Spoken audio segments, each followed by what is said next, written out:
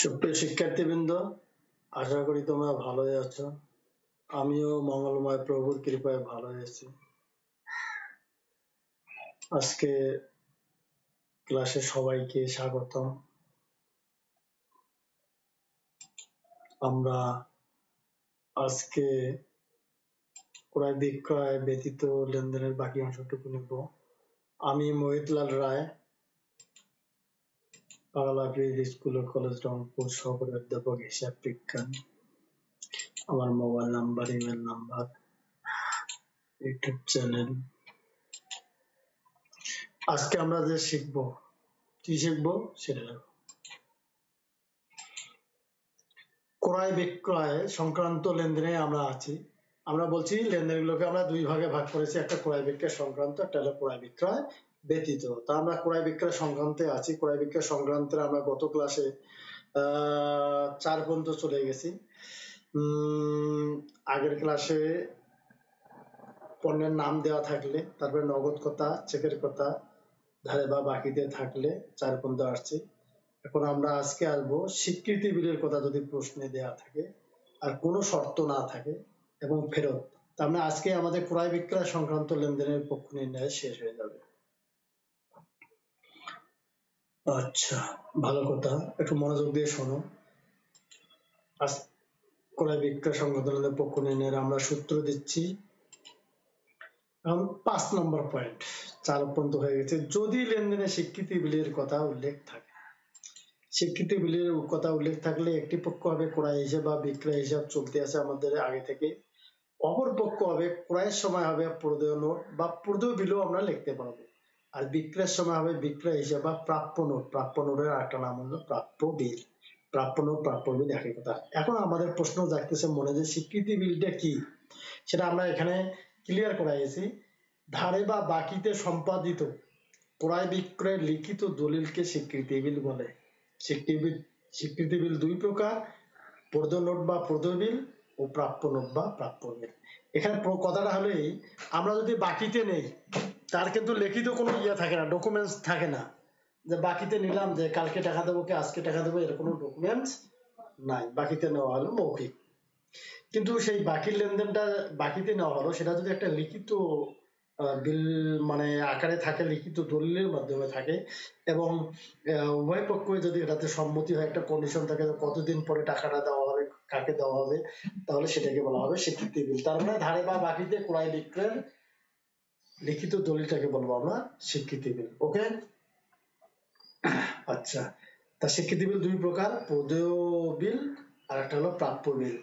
যে স্বীকৃতি দিচ্ছে সেটা হলো প্রদেয় বিল, আর যে পাচ্ছে সেটা হলো প্রাপ্য বিল। বিক্রেতা পায়, ক্রেতা দেয়। আচ্ছা, আমরা পরবর্তীতে এগুলা আলোচনা করব। আরো একটা পয়েন্ট আমরা একসাথে আলোচনা করতেছি, উপরের কোনো শর্ত না থাকলে। এখানে এখন একটা কথা শোনো, উপরের কোনো শর্ত না থাকলে এই কথাতে আমরা কি বুঝিয়েছি? এই পর্যন্ত আমাদের 5টা শর্ত আসলো। পণ্যের নাম, নগদ কথা, চেকের কথা, বাকির কথা। এখন আমরা পেলাম স্বীকৃতি বিলের কথা, যে 5টা পয়েন্ট। এখন 6 নম্বর পয়েন্টে বলা হচ্ছে যে কোনো শর্ত না থাকলে, তার মানে প্রশ্নে যদি আমরা নগদ না পাই, চেক না পাই, বিল না পাই, বাকি না পাই, পণ্যের নাম না পাই, তখন আমরা কি করব? একটি পক্ষ ক্রয় বা বিক্রয় হিসাব আর অপর পক্ষ হবে আমাদের নগদান হিসাব। জাস্ট 2 নম্বর সূত্রের মতো। ক্লিয়ার? যদি কোনো শর্ত দেয়া না থাকে। এখানে আমরা 2টা সূত্র একসাথে পড়াইলাম। আচ্ছা, ভালো কথা। এখন আমরা দুইটারে আমরা দিচ্ছি, প্রশ্ন দিচ্ছি, মানে উদাহরণ দ্বারা। বিলের দ্বারা ক্রয়, তাহলে আমরা বুঝে গেছি একটা পক্ষ হবে ক্রয় হিসেবে, এবং ক্রয় যেহেতু ডেবিট হয়, ক্রয় হবে আগে, আর একটা হবে প্রদেয় নোট বা প্রদেয় বিল। পণ্য বিক্রয় করে 3 মাস মেয়াদী একটি বিল পাওয়া গেল, যে বিক্রয় আছে, বিলের কথা, অতএব আমরা প্রাপ্য বিল বা প্রাপ্য নোট লিখবো, আর একটা হবে বিক্রয় হিসাব। পণ্য ক্রয়, এখানে দেখো কোনো শর্ত দেওয়া নেই, সিলেক্ট বলা আছে পণ্য ক্রয়, নাই নগদে, নাই বাকিতে, নাই চেকে, নাই পণ্যের নাম, নাই বিলের মাধ্যমে। এই যে এইটাই হলো আমাদের কোনো শর্ত দেয়া নাই, 6 নম্বর পয়েন্ট। ওকে, তাহলে সেক্ষেত্রে আমরা 2 নম্বরের মতো করবো, ক্রয় হিসাব আর নগদান হিসাব। সেম আজ পণ্য বিক্রয়, নগদান হিসাব আর বিক্রয় হিসাব। উপরের লেনদেনগুলো ডেবিট ক্রেডিট নির্ণয়। তা ডেবিট ক্রেডিট নির্ণয় করতে গেলে তো একটা এরকম ছক লাগবে, তোমরা তো এটা জানো, এটা নিয়ে আর বলার তেমন কিছু নেই। উপরে আমরা যে কোনো একটা কথা লাগবো, পক্ষ নির্ণয় বা ডেবিট ক্রেডিট নির্ণয়, যে কোনো একটা আমরা কথা লিখলে হয়ে যাবে আমাদের। তারপরে আমরা অ্যান্সারে আসি। আচ্ছা, তারিখ হলো, বিবরণ পক্ষ লাগবো, ডেবিট টাকা ক্রেডিট টাকা, তারিখ যে তারিখ দেওয়া থাকবে সেটাই আমরা বসাবো। তাহলে আমরা প্রথমে অ্যান্সার গুলো বলেই দিয়েছি, ক্রয় হিসাব আর প্রদত্ত হিসাব। টাকাগুলো ওইভাবে আমরা বসাবো, ডেবিটের টাকা ডেবিটের ঘরে বসাবো, ক্রেডিটের টাকা ক্রেডিট টাকা নিয়ে আর কোনো কথা আমরা বলবো না, তারিখ শুধু পক্ষটাই মেনলি ব্যাপার। প্রদত্ত নোট এবং বিক্রয় হিসাব। আচ্ছা, তো এখানে বারবারই একটা কথা বলা হচ্ছে, যখনই পক্ষে একটা ক্রয় আসবে, ক্রয়টাকে আমরা প্রথমে লিখবো, আর বিক্রয় আসলে বিক্রয়টা পরে লাগবে, কারণ ক্রয় হলো ডেবিট, ডেবিট আগে লেখা লাগে, ক্রয় ডেবিট আর প্রদত্ত নোট ক্রেডিট। প্রাপ্য নোট ডেবিট, বিক্রয় ক্রেডিট। এখানে ডেবিট ক্রেডিট লেখার প্রয়োজন নেই, টাকাটা ডেবিট ওই লাইনে দেওয়া আছে, ডেবিটের সই ক্রেডিটের সই। আচ্ছা, জানুয়ারি 3 হলো কোনো ইয়ে দেওয়া ছিল না, শর্ত দেওয়া ছিল না, ক্রয় হিসাব নগদান হিসাব। 4 আমরা আসলাম, ওই ক্রয় নগদান হিসাব আর বিক্রয় হিসাব টাকাটা আনলাম। ওকে, এখানে কোনো আলোচনা আছে নাই, দুটো সূত্র আমরা একসাথে খাটালাম। তাহলে এখানে হলো বিলের আলাপ আর কোনো শর্ত দেয়া না থাকলে। ওকে, আমরা 6টা পয়েন্ট পর্যন্ত আসলাম এবং লাস্ট পয়েন্ট আমাদের হলো এখন ফেরত এবং ক্রয় বিক্রয় সংক্রান্ত আমরা শেষ করতেছি। 7 নাম্বার পয়েন্ট, যদি লেনদেনে ফেরতের কথা উল্লেখ থাকে। ফেরত, ফেরত তো আমরা জানি, আমরা আগেই বলেছি, ফেরত হলো আমরা পণ্য কিনলাম, পণ্যটা খারাপ, তখন আমরা ফেরত দিলাম। আমরা এই যে স্কেলটা নিয়েছি, দেখা যাচ্ছে যে স্কেলটা ভালো না, পছন্দ আমার হচ্ছে না স্কেলটা, তখন আমরা স্কেলটা ফেরত দিলাম। এই যে আমি যে ফেরত দিলাম কেনার পরে, এটাকে বলা হবে ক্রয় ফেরত। আর বিক্রেতা যে ফেরত পেল দোকানদার, সেটা হলো বিক্রয় ফেরত। তার মানে ফেরত হলো দুই ধরনের, একটা হলো ক্রয় ফেরত, একটা হলো বিক্রয় ফেরত। তাই একটি পক্ষ হবে ক্রয় ফেরত হিসাব, আর ক্রয় ফেরতের আরেকটা নাম আছে বহিঃফেরত, আর বিক্রয় ফেরতের আরেকটা নাম হলো আন্তঃফেরত। অগ্রিম দেওয়াটা তো তোমরা এত বুঝতে পারতেছো, এক্ষেত্রে আর বোঝার অপেক্ষা রাখে না। ক্রয় ফেরতের সময় হবে প্রদেয় হিসাব বা পাওনাদার, আর বিক্রয় ফেরতের সময় অপর পক্ষ হবে প্রাপ্য হিসাব বা দেনাদার। এখানে একটা স্টার দিয়ে কথা বলা আছে, তবে লেনদেনে যদি নগদ ফেরতের কথা উল্লেখ থাকে বা উদ্দীপকের ধারে ক্রয় বিক্রয় না থাকে, সেক্ষেত্রে অপর পক্ষ হবে নগদান হিসাব। তাহলে আমরা সূত্রটা এখানে কি বললাম তোমাদের, যে একটি পক্ষ হবে ক্রয় হিসাব, ক্রয় ফেরত হিসাব, অপর পক্ষ হবে প্রদেয় হিসাব। আর যদি বিক্রয় ফেরত হয় তখন হবে বিক্রয় ফেরত হিসাব আর প্রাপ্য হিসাব।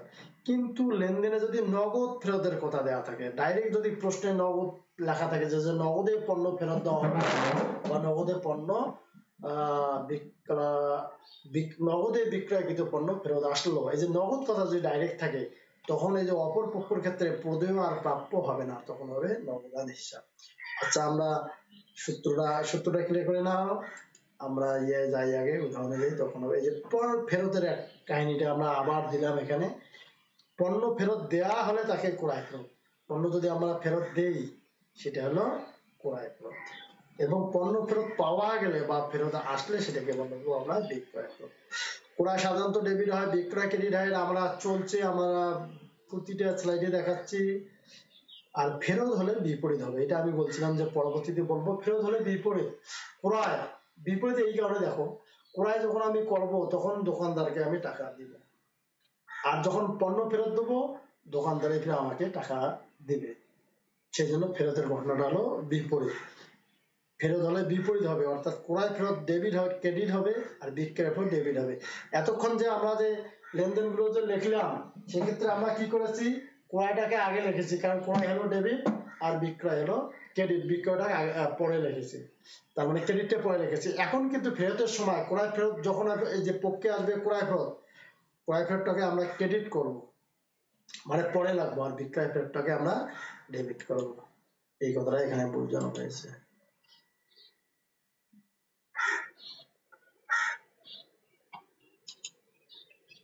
আমরা একটা উদাহরণ দিতে যাচ্ছি তোমাদের, দেখো 2020 সাল, এক ত্রুটি থাকার কারণে 2000 টাকার পণ্য ফেরত দেওয়া হলো। ত্রুটি কি, ওই যে আমরা বললাম স্কেলটা খারাপ, বইটা বইয়ের পাতা ছেঁড়া বা আমাদের পছন্দ হচ্ছে না, সেই কারণে তখন কি করলাম আমরা ফেরত দিলাম।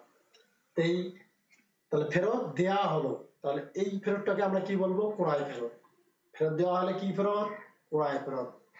তাহলে আমরা এখন যদি পক্ষ বের করতে আসি, তাহলে একটা হবে ক্রয় ফেরত আর একটা হবে পর্দেয় হিসাব।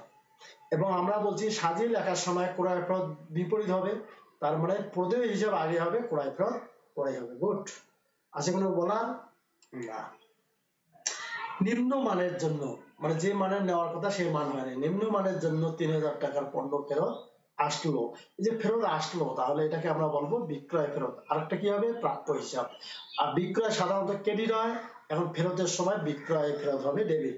তার মানে আগে লাগবো আমরা বিক্রয় ফেরত হিসাব, তারপরে লাগবো আমরা প্রাপ্য হিসাব। ওকে, তারপরে নগদে পণ্য ফেরত দেওয়া। এই দেখো এখন মজার ব্যাপার, এখানে কিন্তু নগদ কথা দেয়া আছে। তাহলে পণ্য ফেরত দেয়া হলো, আমরা তো বুঝতে পেরেছি যেহেতু ফেরত দেয়া হলো, এটা হলো ক্রয় ফেরত। তার অপর পক্ষ এবার আমরা প্রদেয় হিসাব দেবো না। কেন দেবো না, ডাইরেক্ট নগদ কথা লেখা আছে, সেজন্য হবে নগদান হিসাব। তার মানে নগদান হিসাব আর ক্রয় ফেরত। ফারাজি ও ফারজানার নিকট, ফারজানাও আমাদের এই মেয়ে, ফারজানার নিকট হতে 2500 টাকার পণ্য ফেরত পাওয়া গেল। ফেরত পাওয়া গেল, তাহলে এটা কি ফেরত, বিক্রয় ফেরত। আর একটা কি হলো, তাহলে এখানে হবে আরেকটা কি হবে, প্রাপ্য হিসাব, ডেবিট ক্রেডিট। অ্যান্সার তো আমরা বলেই দিলাম, এই ছক তো চলবেই। আমরা বারবার বলছি একই রকমের অবস্থা, পক্ষ নির্ণয় যে কোনো একটা লেখা যাবে। আচ্ছা তোমরা এগুলো জানো, ট্রেনে যাচ্ছি আমি ওই জন্য। এই যে পর্যায় হিসাব আর ক্রয় ফেরত, পর্যায় হিসাব আর ক্রয় ফেরত। এতক্ষণ ধরে আমরা বারবার ক্রয়টাকে আমরা ডেবিট করেছিলাম, তখন কিন্তু ক্রয় ছিল আর এখন ক্রয় ফেরত। তোরা একটা জিনিস মনে রাখবা, ক্রয় আর ক্রয় ফেরত বিপরীত কথা, দুটা কিন্তু একই কথা নয়। ক্রয়ের বিপরীত ক্রয় ফেরত, বিক্রয়ের বিপরীত বিক্রয় ফেরত। ক্রয় যেহেতু ডেবিট হয়, ক্রয় ফেরত সেহেতু ক্রেডিট হবে। ওকে, আচ্ছা টাকাগুলো তো তোমরা সেভাবে বসাবা, এগুলো নিয়ে আর বলার মতো কথা না, তারিখ টাকা নিয়ে আর বলার মতো কথা না। এখন পরেরটাতে হলো বিক্রয় ফেরত হিসাব আর প্রাপ্য হিসাব। তোমরা জানো যে বিক্রয় ক্রেডিট হয় জন্য আমরা পরে লিখি, কিন্তু এখন বিক্রয় ফেরত যেহেতু, বিক্রয় ফেরত তো বিপরীত, টাকা বসায় দিবা। নগদান হিসাব ক্রয় ফেরত হিসাব, আমরা যে কথাটা বলেছিলাম যে প্রশ্নের নগদ কথা যদি ডাইরেক্ট দেয়া থাকে তখন পর্দেয় বা পাওনাদার হিসাব দেওয়া যাবে না, তখন হবে নগদান হিসাব। ওকে, টাকা বসায় দাও, বিক্রয় ফেরত আর প্রাপ্য হিসাব। এখানে ডাইরেক্ট নগদ কথা নাই, ফেরতে নগদ কথা বলা নাই, যার জন্য হবে বিক্রয় ফেরত আর প্রাপ্য হিসাব। এই ছিল আমাদের। এখানে আর টাকাটা দিয়ে দেই, টাকাটা দেই, এখানে টাকা ডেবিটের ঘরে ডেবিটের টাকা, ক্রেডিটের ঘরে ক্রেডিটের টাকা, একই টাকা দিয়ে দিই। ওকে,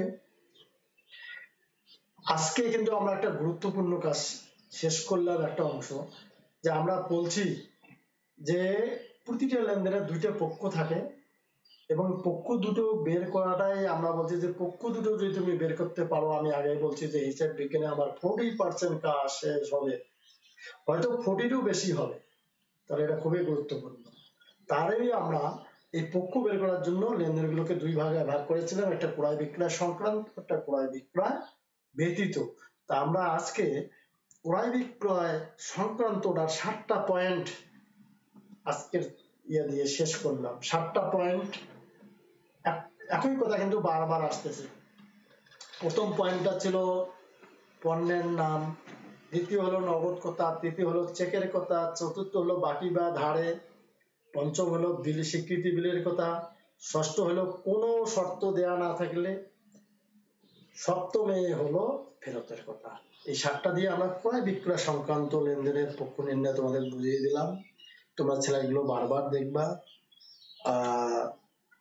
আশা করি তোমরা বুঝতে পাবা, না বুঝলে তো জানাবা, মোবাইল করবা। আমরা তোমাদের একটা বাড়ির কাজ দিচ্ছি, বাড়ির কাজটা দেখো। বাড়ির কাজটা মিশ্রিত আছে, ধারে কৃত পণ্য ফেরত দেওয়া, ধারে কৃত পণ্য ফেরত। তাহলে তোমরা বুঝতেছো এটা কি ফেরত? আমরা তো বারবার বলতেছি, এক কথা বারবার বলতেছি যে ফেরত করা দুইটা, এটা ক্রয় ফেরত, এটা বিক্রয় ফেরত। এখানে বলাই হলো যে তৃতীয় পণ্য ফেরত, তার মানে এটা কি ফেরত? এটা হলো ক্রয় ফেরত। এটা হলো কি ফেরত? ক্রয় ফেরত। তার আরেকটা কি পক্ষ হবে তুমি বুঝতে পারতেছো, পণ্য ক্রয় এত টাকা। আশা করি এটা কত নম্বর সূত্রের? আচ্ছা, এখানে কিন্তু কোনো শর্ত দেয়া নাই 6 নম্বরের। আন্ত ফেরত। আচ্ছা, আর একটা কথা আমরা বলি, আমরা তোমাদের এতক্ষণ ধরে বুঝালাম যে ফেরত হলো দুইটা। তোমরা এখন বলবে যে আচ্ছা আন্ত ফেরত কি? ফেরত হলো দুইটা, একটা ক্রয় ফেরত, একটা হলো বিক্রয় ফেরত। ক্রয় ফেরতের আর একটা নাম হলো বহি ফেরত। যার নাম ক্রয় ফেরত তাকে আবার বলা হয় বহি ফেরত, আর যার নাম বিক্রয় ফেরত তাকে বলা হয় আন্ত ফেরত। তার মানে আন্ত ফেরত, দ্যাট মিনস বহি ফেরত। রিপার নিকট হতে পণ্য ফেরত আসলো, বুঝতে পারতেছো? নগদে কৃত পণ্য ফেরত দেওয়া হলে, যে এখন এখানে একটা নগদ কথা দেয়া আছে, তাহলে নগদ কথা থাকলে তোমরা কি হয় সেটা তো তোমরা জানো, যে তখন প্রাপ্য বা প্রদেয় হিসাব হয় না। এই হলো বাড়ির কাজ, কাজটা তোমরা করি পাঠাই দিবা। তারপরে আমি দেখবো কার কত জনের হলো, কি অবস্থা। আজকে আমরা তোমাদের সবাইকে ধন্যবাদ জানাচ্ছি, এবং আমি বারবার বলতেছি যে আমরা একটা গুরুত্বপূর্ণ কাজে, আমাদের হিসাব বিজ্ঞানের চক্র বা ধাপ হলো 10টা, তোমরা জানো। 10-এর 1 নম্বর কথা হলো যে লেনদেন চিহ্নিতকরণ। আমি 7টা পয়েন্ট দিয়েছি, ওই 7টা পয়েন্টের ওই 7টা লেনদেন নয়, বাকিগুলো সব লেনদেন।